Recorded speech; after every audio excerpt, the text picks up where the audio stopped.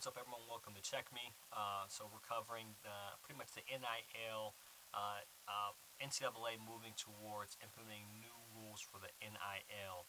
Um, I've been covering this story for years now, ever since before there was any type of pay for college athletes, and I've been consistent in what I've been saying as far as the NCAA is doing everything they can not to pay these athletes.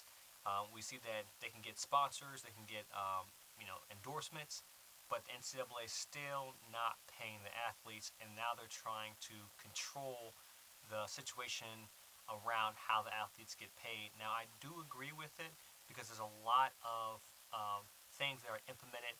They're trying to implement to protect the student athlete, especially with athletes not knowing what they're getting into.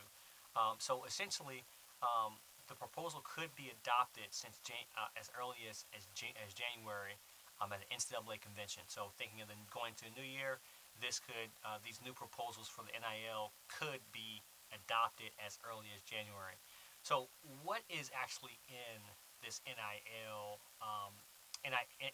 new proposal that's being brought forth by the NCAA? Some of the things include a creation of voluntary registry for NIL service providers, such as agents and financial advisors, requirements for disclosure of NIL deals worth more than 600 by athletes to their schools. So essentially, if somebody wants to create a company or person wants to come to an athlete to do an NIL deal, they have to disclose those contracts, those requirements to the school. If they're over $600. Development of standardized NIL contract, right? So what's the NIL contract look like? And education programs for both high school prospects and college athletes, just so that athletes are protected on their side as far as what they're getting into. The NFL does this kind of as well too with the rookie symposium. As the players get athletes, how to manage their money, be better bearers of their money. And this is brought forth by NCAA. Since it's lifted its ban, like this, they've been operating with kind of no deals. And I say this all the time. Corporate America, there's a certain people in America that don't want athletes to get paid at all in college. I think they should get paid. I think they should be educated, and they should get paid with however way they want. I think the NCAA should be paying them as well too.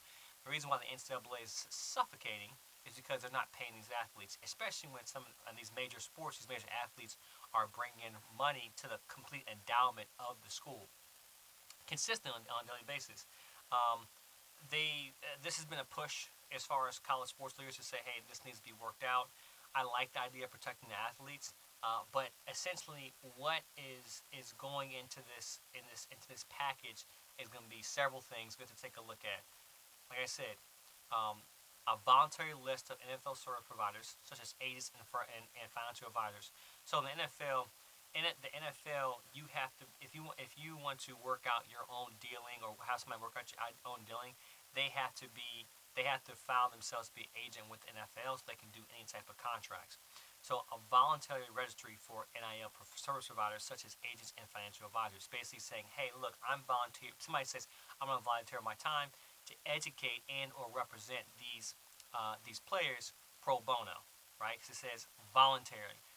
Requirements for disclosure of NIL deals worth more than $600 by the schools. Report their deals to the schools, and then development of standardized NIL contract. What's the basic contract that a a, a college athlete should I guess go by if they're going to do any type of deal with a college student.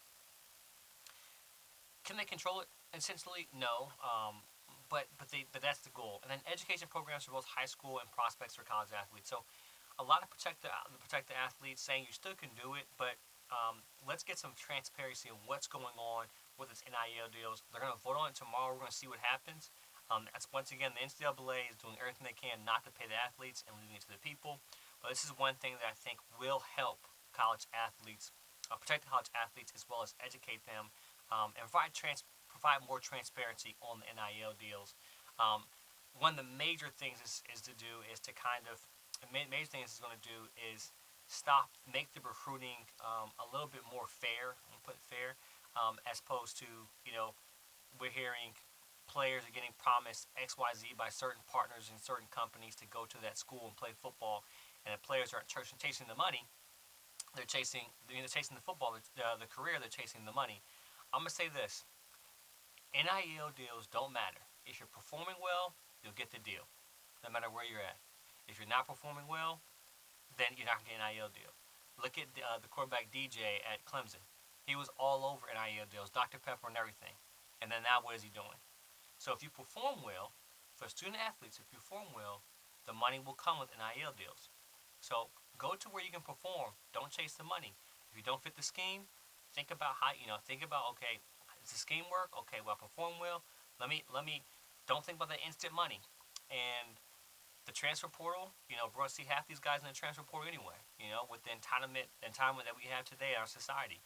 So if you play well, you don't have to worry about. Don't chase the money. Chase what team and what school can fit your education as well as your scheme as a player, whatever sport it is.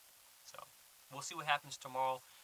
Today, Wednesday, when they vote on the new proposal.